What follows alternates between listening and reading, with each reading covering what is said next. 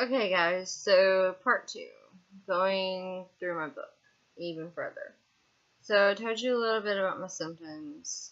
Mainly, my body is just going crazy over the past 2 years. So, any new symptom I got, I did research.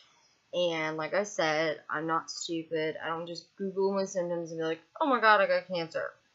I do in-depth research. I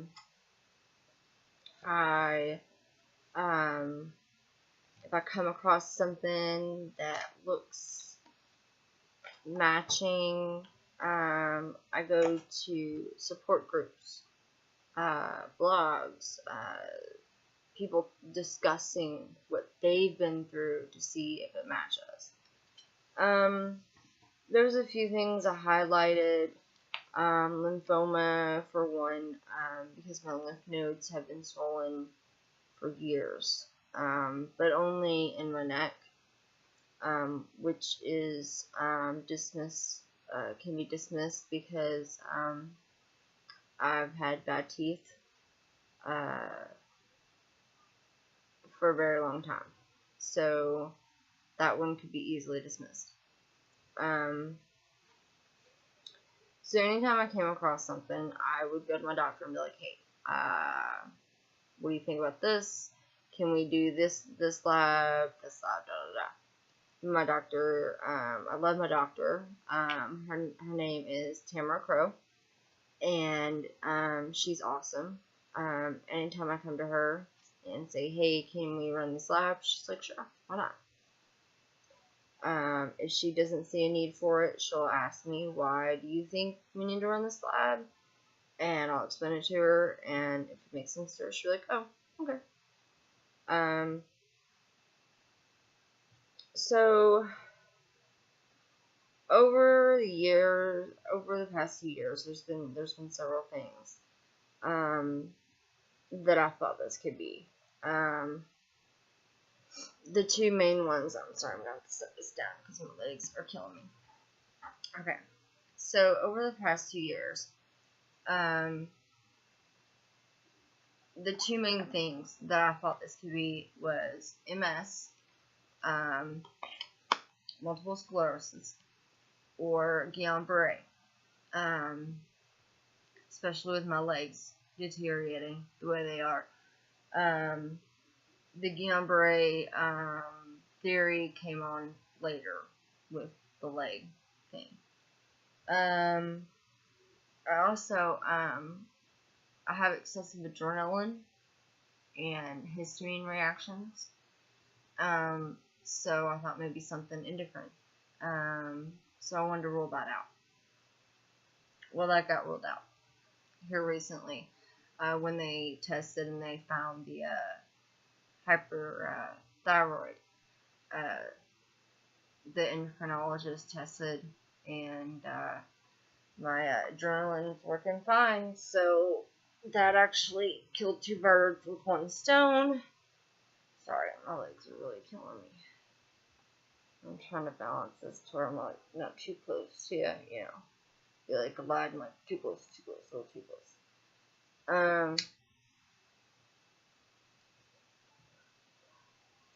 And I do have a hard time with slurring. I had a calcium deficiency when I was pregnant, so I have a plate in my mouth, and it's not held in by anything, so I don't open my mouth all the way when I talk, so I do apologize. I just watched part of the first part of the introduction and realized that it does sound like I have peanut butter in my mouth, so I do apologize for that. I will try to enunciate a little better. So I kind of went through a list of what could it be. Let's rule this out. And one thing that kept pissing me off is a lot of the doctors kept trying to diagnose me with fibromyalgia and chronic fatigue syndrome. Now, this is For anybody out there who has been diagnosed with fibromyalgia or chronic fatigue syndrome. For one, chronic fatigue syndrome, the word syndrome is in there, okay? There's a difference between a syndrome and a disease. A syndrome is a symptom or a condition caused by a disease. It is not a disease itself. And a lot of doctors, for some reason, have a hard time remembering that. They don't know what to do with you. So they just give you a couple nerve pills and send you on your merry way. And here's the problem with that. I do not have fibromyalgia. I do have nerve pain, but I only have nerve pain in my sciatica because of I have spinal stenosis, and it's only aggravated whenever I have excess weight, and it pushes on my spine down there. That's the only time really that my sciatica acts up. Now, I'm not saying it doesn't act up whenever I don't have excess weight. It may 1 or 2 days of the freaking year, but it's not every day like it was whenever I weighed 206 pounds. But before that, I tried explaining to them I'm having muscle cramps, muscle spasms. My muscles ache. My muscles are swollen. I'm having muscle inflammation. Nerves don't do that. I'm not having nerve pain. Fibromyalgia is not a diagnosis. And that is one thing that pisses me off. If you are diagnosed with fibromyalgia or chronic fatigue syndrome, do yourself a favor and go to another doctor. Now, call another doctor and go see another doctor and tell them you want to know why you have fibromyalgia, why you are feeling the myalgia, why you are feeling the fatigue. There is a reason. Now, they put me on gabapentin, which is Neurontin. Neurontin works for some people. It did not work for me. Wonder why. I wasn't having nerve pain. But you know what the Neurontin did do? Because it's one of the major side effects. It made my memory worse. After I got done telling the doctor one of my symptoms was short-term memory loss and amnesia, he still gave me the gabapentin. One of the major side effects of gabapentin or Neurontin is memory loss. And my mom also experienced that. She was also on gabapentin. She did have nerve pain from the wreck. We were both on actually quite high doses. I took myself completely off of it. I titrated down to a low dose and got myself completely off of it. She titrated down, and I don't know if she's still on it or not. But if she is, she's on a very low dose because it was making her stupid, literally making her stupid. We would be having a conversation, and it was like talking to a 3-year-old in a 40-year-old woman's body. It was like she had early onset dementia. It was ridiculous. Now, I'm not saying everybody will have those side effects, and if it works for you, great. But I do want to let you know, if you are having nerve pain, yes, great, awesome, do the Neurontin or the Lyrica, whatever. But don't stop there. Find out why you're having the nerve pain. Anyways, end of rant. Then they tried to put me on the Lyrica, which is the big brother of gabapentin. Luckily, my insurance wouldn't pay for it, so I didn't have to go through that BS, because I'm like, it's just going to do the same damn thing. So I was desperate enough to go see a doctor in Tennessee, and right before I could make an appointment with them, I found this information about mycotoxins.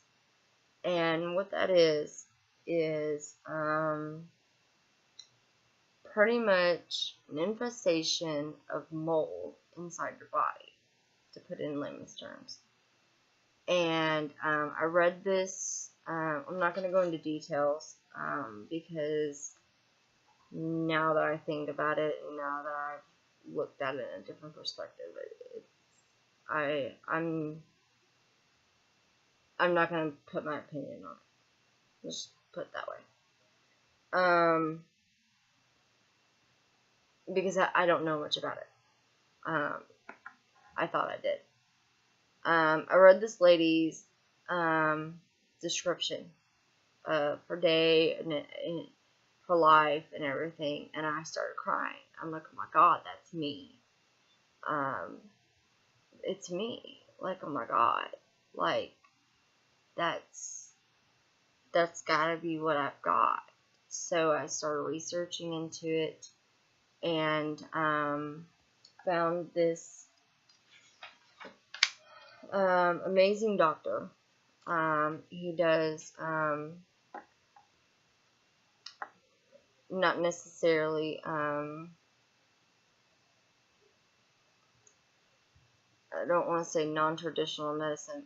I can't think of the word. This is one of those things I'm telling you about that drives me nuts. I can't think of the word for it. Insurance doesn't pay for it. He does a lot of IV medication and infusions and stuff like that. But he's an amazing doctor. And if you're looking for a doctor like that, his name is Dr. Johnson, and he's with the Evergreen Medical Center in Jeffersonville, Indiana. He's an amazing doctor. He takes time to sit there and listen to you. He doesn't judge. I mean, he was very... I found him when I was at a point in my life where I didn't know where the hell to go, what to do. And he immediately told me the mycotoxins it was very unlikely. But he told me, hey, if you want to get tested, he gave me the information. Of course, when I called the lab, there's only one lab at the time. There may be more now. It was a real-time lab, and it was like $600 for them to mail me the kit and whatever, and I had to mail it back to them. They had to do it. I didn't have $600. So, that being said, he treated me, and he was amazing. He ruled out metabolic disorders. The problem with my insurance, and that'll be on a different video when I get to health care. My healthcare rant. I don't want to put that on this video. There will be a healthcare rant. My insurance didn't pay for the type of medication and type of treatment he wanted to put me on, which was really sad, because I think it could have helped roll out a little more. However, he put me on a clean diet. It's called the Maker's Diet. I wouldn't necessarily recommend that diet, just because it's very hard to stay on. It's very, I had a lot of trouble with it, mainly financial wise. It was very hard to find the types of food, just because of where I live. I had to go across the river to Louisville to get a lot of my foods, and it got expensive. And however, I did do it for 7 weeks, and I didn't notice any change or anything. So I figured after 7 weeks I should notice something. So it was determined then it was not a metabolic disorder.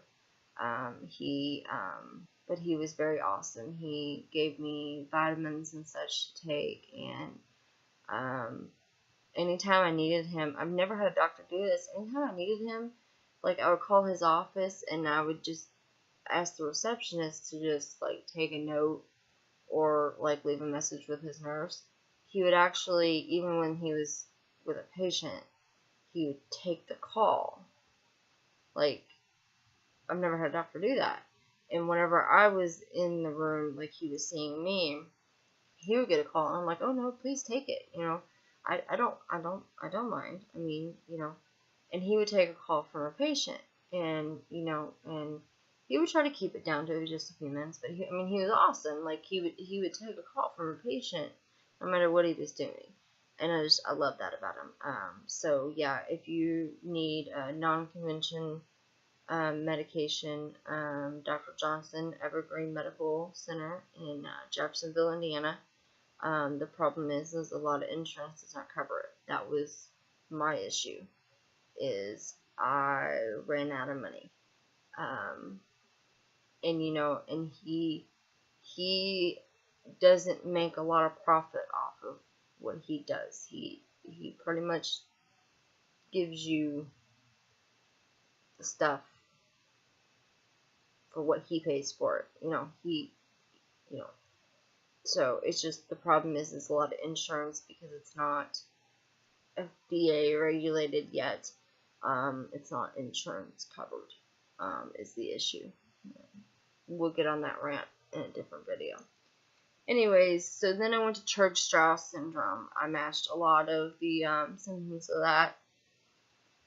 The vasculitis was kind of a touch and go type of situation. I believed I had it, only it wasn't extreme, and I spoke to him with it, and he said that in the case of Church-Strauss that he has seen, I would be in the hospital. But he went ahead and tested me for it anyways.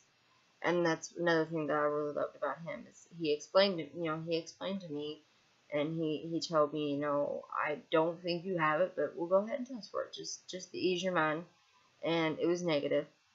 But then I did have a positive ANA, which anybody who has been tested for that, you know what that means. I tested positive for lupus. So I got sent to a rheumatologist. Now, a lot of people would be upset about being tested positive for lupus. I, after almost 2 years, was relieved. There's a lot of new treatments out there. I know people who have lupus that you wouldn't even know have it. So I'm to the point where I don't even care if you tell me I have cancer. I just want an answer. So when he said I had a positive ANA, I was like, oh my God.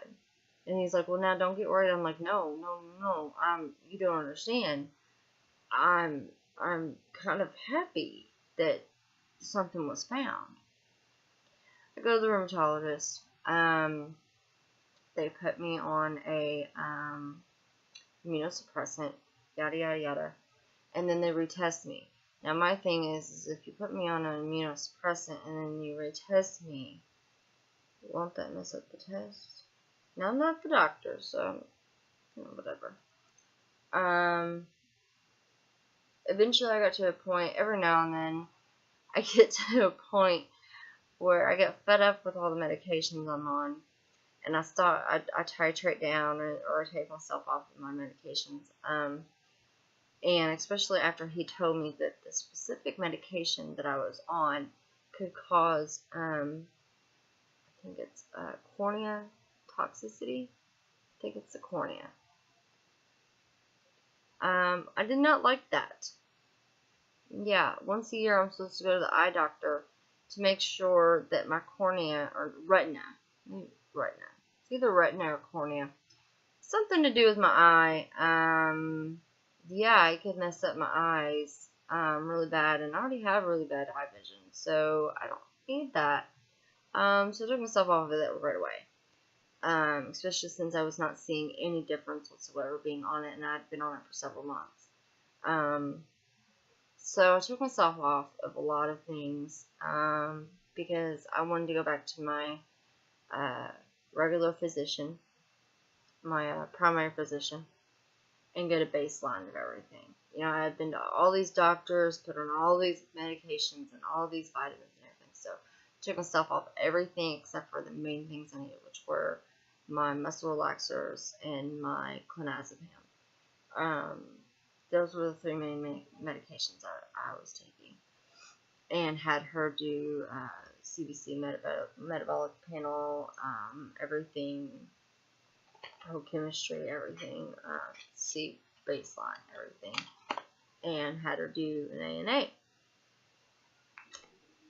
And again, it came back negative. So I don't have lupus. When I went back to the rheumatologist, and I told him this, he said that it was only slightly positive, and I'm like, well, that would have been nice information to have known to begin with, because then I wouldn't have got my hopes up that I had a diagnosis, and I wouldn't have taken that immunosuppressant right off the bat. Knowing that it could have caused eye damage that I still haven't gotten checked out. I need to do that soon. Just gotta get the money for that. Actually, I'm due for an eye exam, so it's actually free. So when I get back from the Mayo Clinic, I'll probably be doing that. So anyways, my rheumatologist, I'm not going to mention his name. Let's just say he's here in New Albany, Indiana. I don't like him. He does not listen to me. He doesn't listen to a word I say at all. At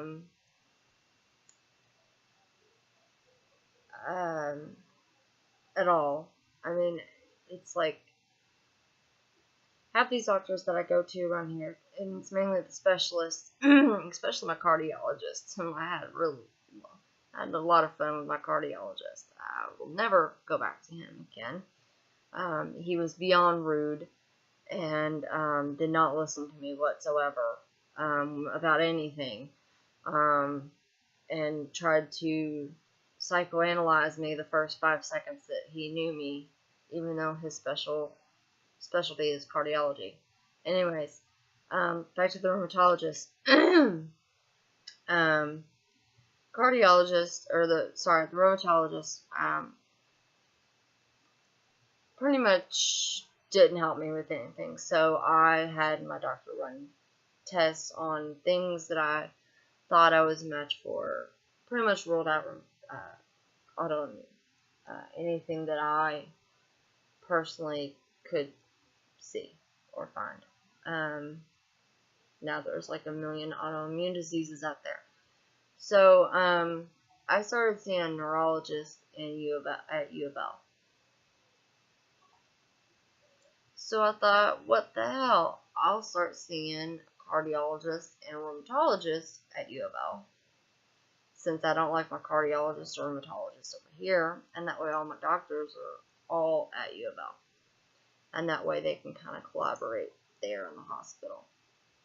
I met with my new neurologist. She seemed really nice. And she did an MRI on January 27th. But did not want to follow up with me until March 31st. That seems like a problem with me. Now I understand if you have a lot of patience or whatever. We'll get to the results that I'm at, because there was something found.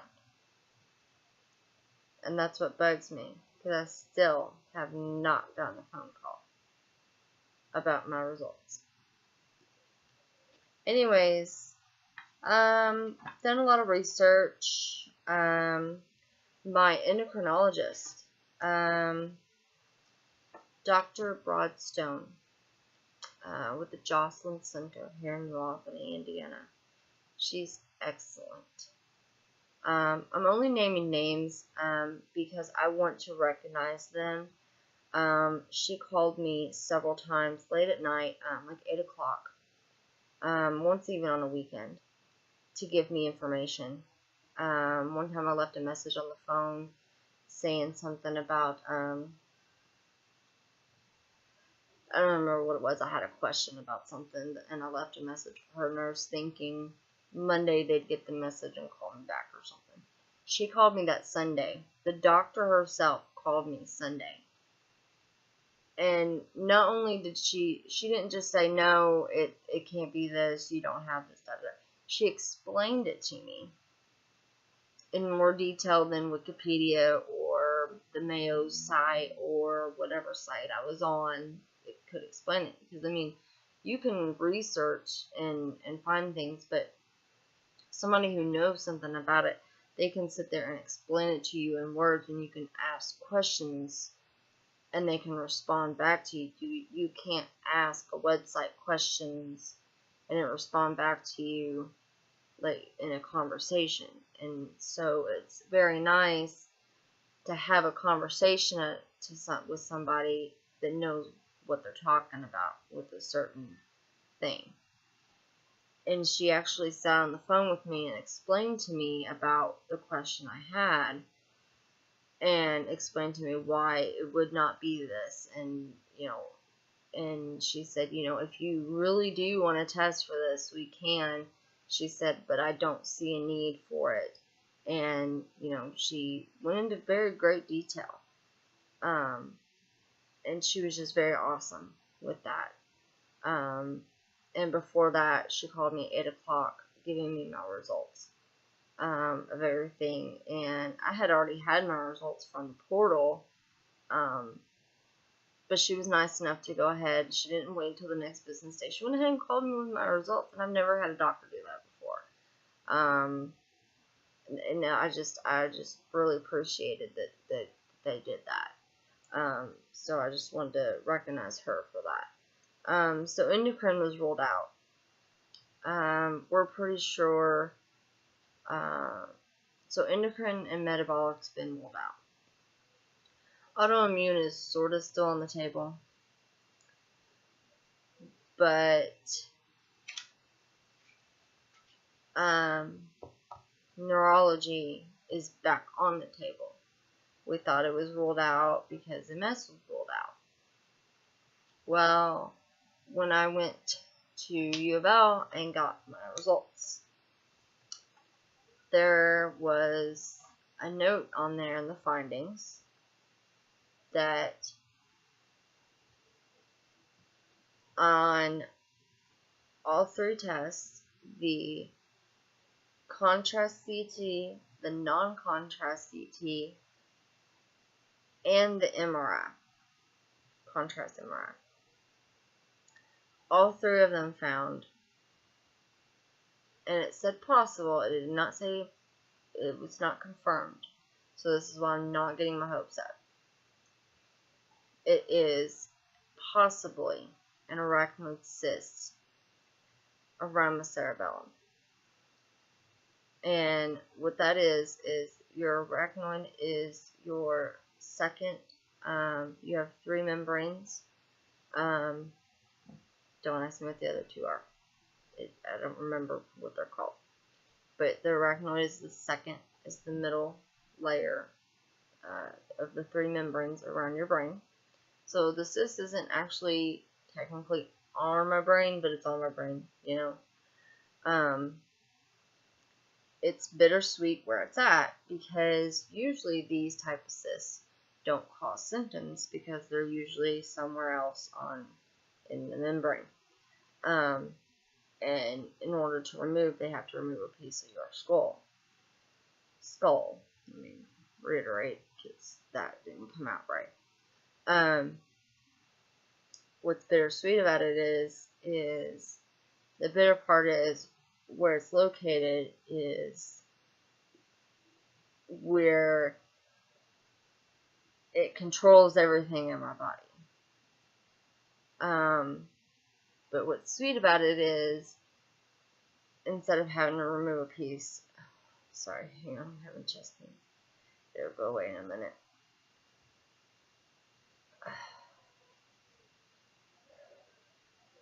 This muscle, the shoulder muscle, pulls on my sternum, and I get chest pains every once in a while, right in through here. And it kind of takes the air out.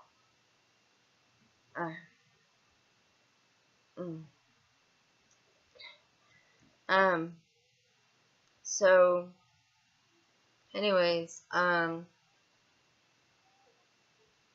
instead of having to remove a piece of my skull to get to it, all they have to put is a shunt in there and drain it out. And hopefully that gets rid of it. I don't know the recurrence of it. I don't know how often it recurs. I don't know if it does at all. It's a very rare thing. I've tried looking it up. I've tried doing research on it, and I can't find hardly anything on it. If you're wondering what that is moaning in the background, that's my dog. That sounds like a cow. Am I bothering you? Are you trying to sleep?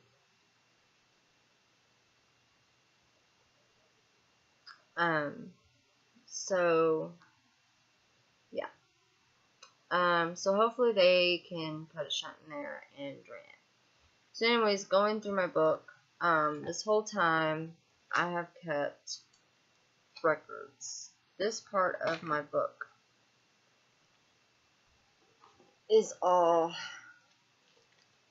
labs, mostly labs, and like hospital discharge papers.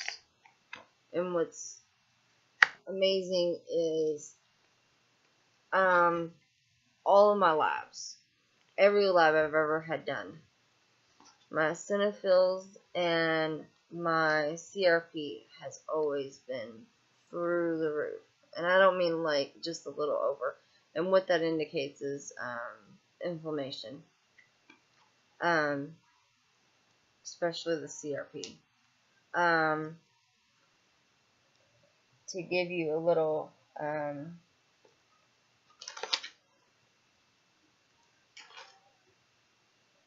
insight, the C-reactive protein, just one that I happen to flip to.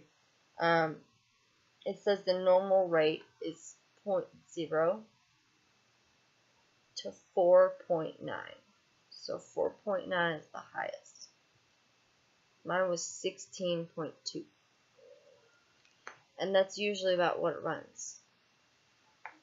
On this whole time since December 2013. Let's see if I can find one with the sorry, my nose is starting to run.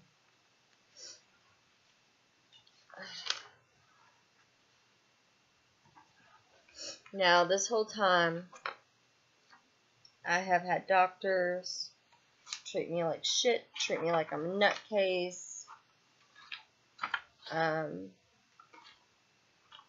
You know, and I'm like, I can't fake a fever. You know, I've had a fever for 2 weeks and no obvious signs of infection.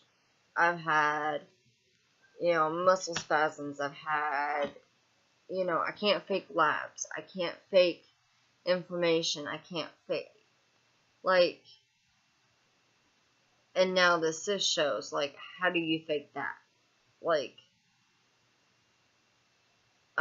Recently I was, and I've been to a lot of doctors that have been meanies, assholes to me. And I'm just like, okay, whatever, I go out to the car and cry a little bit and move on about my day. And I just don't go back to them. I've had doctors that I've opened up to them and told them, without this medication, I can't function. And then they cut me off. I'm like, what the fuck? It's a muscle relaxer. I'm not telling you I can't function without this narcotic or something. It's a muscle relaxer. What I'm telling you is if I don't take this muscle relaxer, my muscles start to spasm. But then you cut me off. I'm not telling you that I'm a drug seeker, so, okay, I just go to a different doctor and, tell them straight up, what happened. I have no problem doing that. I'll tell them straight up why I'm no longer seeing my last doctor. However, and I've never reported a doctor or nurse. I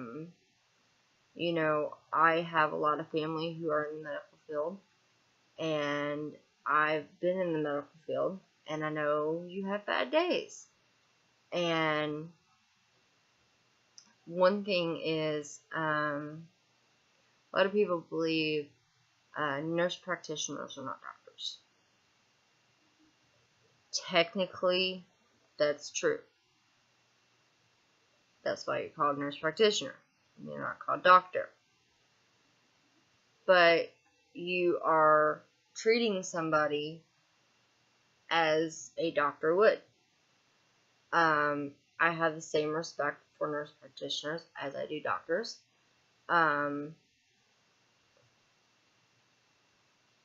In my eyes, you went the harder way around it because you went through nursing school and were a nurse first and took the beating of that. And I know how hard it is to be a nurse. I have family, like I said, my mom and my mother-in-law, they're the birth nurses. I know how hard it is to be a nurse. My aunt's a nurse. I see it. So I have a bias against nurse practitioners or physician assistants or whatever. So I don't have a problem being seen by a nurse practitioner. Actually, my gynecologist that I've been seeing for the past 10 years, she's a nurse practitioner. I don't mind. Now, I'm not going to mention her name, even though I really want to. I went to go see my doctor, and unfortunately she was unavailable, so I had to go see the nurse practitioner in her office. And of course, I took my book with me, as I always do, because in my book, I have a sheet in here that I write my vitals in. I keep very good track of everything. I write down my vitals, and that way, I also keep this that way in case they need a lab from something. They say, hey, so-and-so took a lab, da-da-da-da. I can say, oh yeah, I've got this right here if you want a copy. It saves a lot of time. That's one reason why I started keeping this book. It saves the doctors a lot of time. It saves me a lot of time. Because I can just pull that lab right out instead of them having to contact so-and-so's office and request that copy. I've got it right here. And also that way I can tell them, my blood pressure here lately has been high or low or whatever, It's convenient. I've needed this with everything that's been going on. However, I was sitting in her office. I hadn't even opened this. We weren't even discussing my illness. We were discussing my thyroid. I just wanted to know more about the thyroid test that she had run. Because I had never had that specific thyroid test ran before. And I was taking notes because I have short-term memory loss. And I don't know if somebody, to me, what it felt like was, before she came in and saw me, somebody told her she was not a real doctor. Because that is the only reason why I would have had that attitude being a nurse practitioner. However, I would not have taken that out on a patient. I was verbally assaulted, verbally abused by this practitioner. And I reported her to the office manager. And I do not feel it was taken care of appropriately. The office manager called me back and left me a message saying that she spoke with her and the other people in the office. And when I tried to call her back to see what would be done about it, she did not return my phone call. So the only thing being done about it is I'm not to see her again. Duh. I don't care if my limb is fucking hanging off by a thread. I don't want to see her because she pretty much insinuated that it's all in my head, that I need to see a psychiatrist, and that I need to quit Googling. I think more patients should be involved in their health care. Because a lot of doctors have lost their humility, their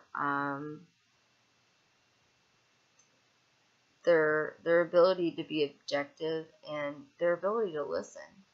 You know, there are a lot of people misdiagnosed today, and because the doctors, they go in there and they want to find the easiest thing to treat, and they treat it and then go. And not to go into like the whole big pharma thing, but they are getting kickbacks from using new medications, and so they want to try out these new medications. So, you know, you got heartburn. Oh, well, instead of saying, oh, well, you know, go take some Pepcid, they're like, well, here, go take this medication. You know, it's going to cost your insurance $400, and, you know, you're going to have to pay whatever copay it is for your insurance, but go ahead and take this. And, you know, the side effects from it are, you know, headache and nauseousness, but, you know, go ahead. Yeah. Sorry, that's another rant for later on. Anyways,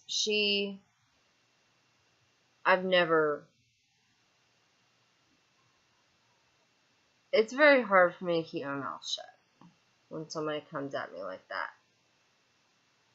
I wanted to cry. Like, I've never felt so attacked in my life.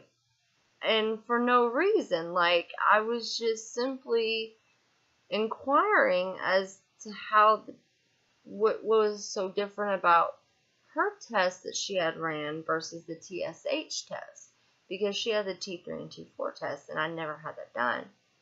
And so my question is okay, so whenever I asked my gynecologist, who keeps tabs on my thyroid and runs the TSH test, I said, so when they run the TSH test, they don't run the T3 and T4 test.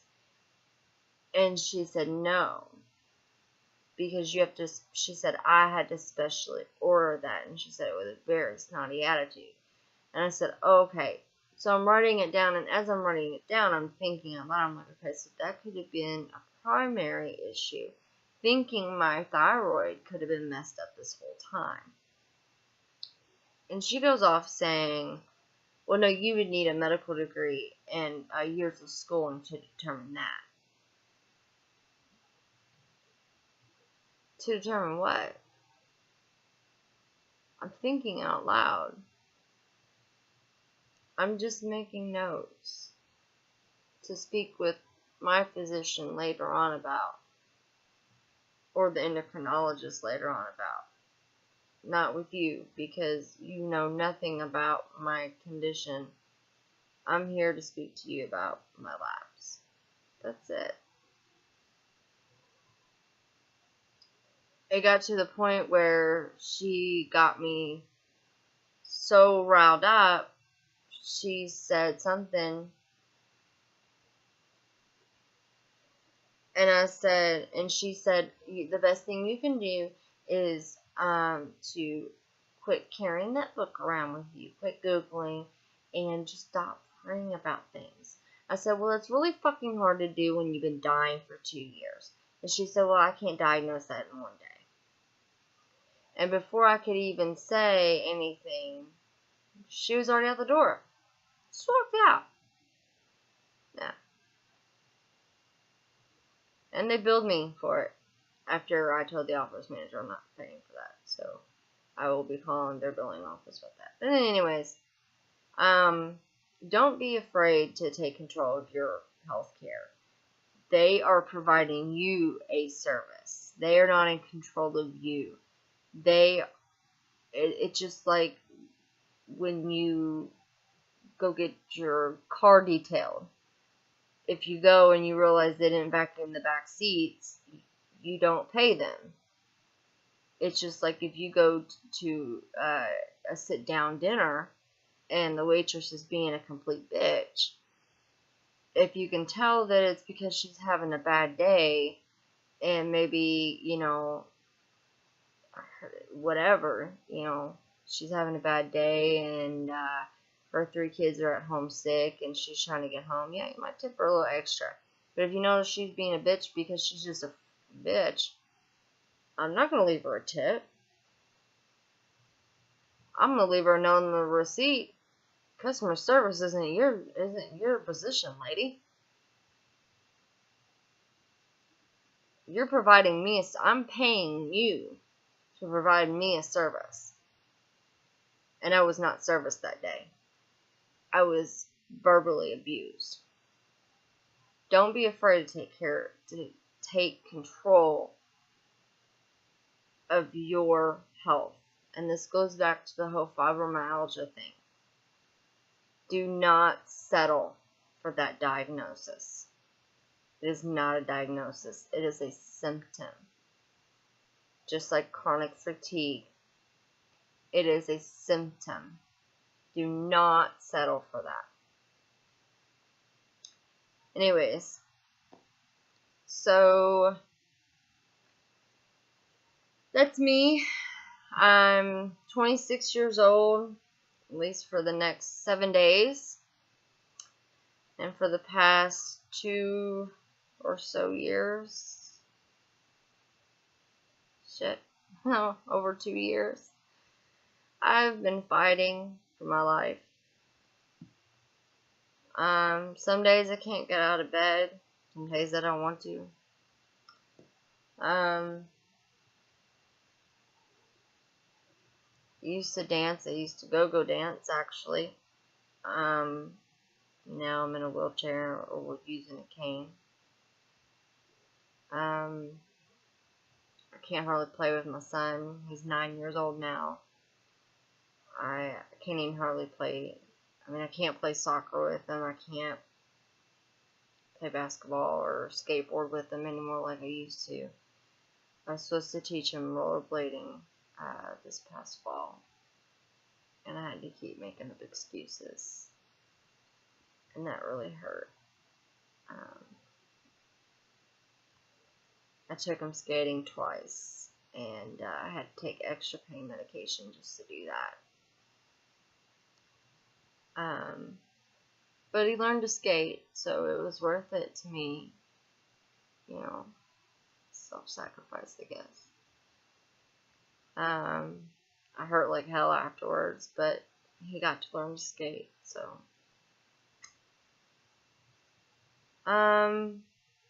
Like I said, I don't like to use the word hope too much. But we're hoping that this trip to the Mayo Clinic helps. They're gonna run some tests, and they've already got tests that they want to run. They don't know anything about the cyst yet, because I didn't even know anything about it till the other day when my mother and I went to U of L to get the results.